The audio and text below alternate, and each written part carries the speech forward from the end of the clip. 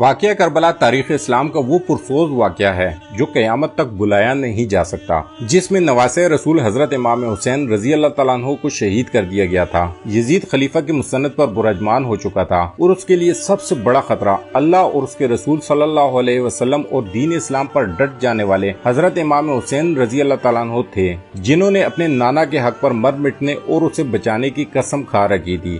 یزید سمجھ رہا تھا کہ والد اور بھائی کی شہادت کے بعد حضرت امام حسین رضی اللہ تعالیٰ عنہ کمزور ہو چکے ہیں۔ اس نے سوچا اپنی طاقت کو مزید بڑھانے اور حکومت کو مکمل طور پر اپنے قابو میں کرنے کے لیے آپ رضی اللہ تعالیٰ عنہ کو راستے سے ہٹانا فائدہ مند ہوگا، لیکن اسے شاید معلوم نہیں تھا کہ سردار جنت کے لیے دنیاوی خلافت کوئی معنی نہیں رکھتی۔ کوفہ والوں کے سینکڑوں خطوط حضرت امام حسین رضی اللہ تعالیٰ عنہ کو موصول ہوئے، جن میں یزید اور ان کے علاقاروں کے مظالم بیان کیے جاتے تھے اور دین اسلام کو درپیش خطرات سے آگاہ کیا جاتا تھا۔ ایک اطلاع آپ کو یہ بھی ملے کہ شراب نوشی عام ہو چکی ہے۔ اپنے والد امیر المومنین حضرت علی رضی اللہ تعالیٰ عنہ کی جائے شہادت پر جانے اور اپنے لوگوں کی رہنمائی کے لیے آپ نے مدینہ سے کوفہ جانے کا فیصلہ کیا۔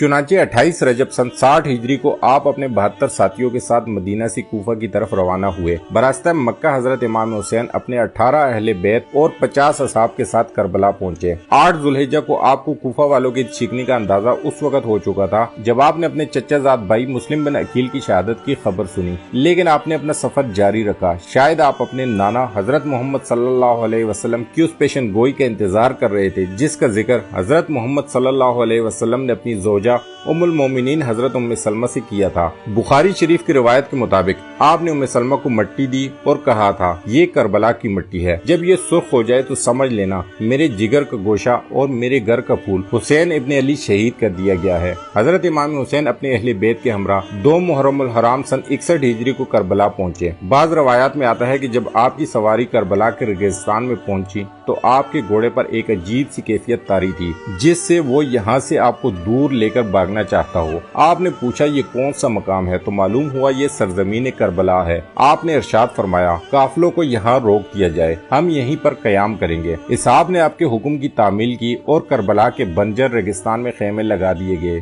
آپ نے آسمان کی طرف دیکھ کر اللہ سے دعا کی، اے اللہ میرے نانا کی دین کی حفاظت فرما اور اسے زندہ اور آباد رکھ۔ آپ کو اطلاع مل چکی تھی کہ آپ کے چچا زاد بھائی حضرت مسلم بن عقیل، جن کو آپ نے اپنا سفیر بنا کر کوفہ بھیجا تھا کہ وہاں کے حالات معلوم کر کے آپ کو خبر دے، ان کو انتہائی بے دردی کے ساتھ شہید کر دیا گیا ہے۔ کوفہ کے لوگ جو آپ کو بار بار خطوط بھیج رہے تھے وہ کوفہ کے گورنر ابن زیاد کے خوف یا لالچ سے حضرت مسلم بن عقیل کو تنہا چھوڑ چکے تھے اور وہ کوفہ کی گلیوں سے بالکل ناواقف تھے۔ ابن زیاد کے ایک سپہ سالار نے ان کو امان کا وعدہ دے کر گرفتار کیا۔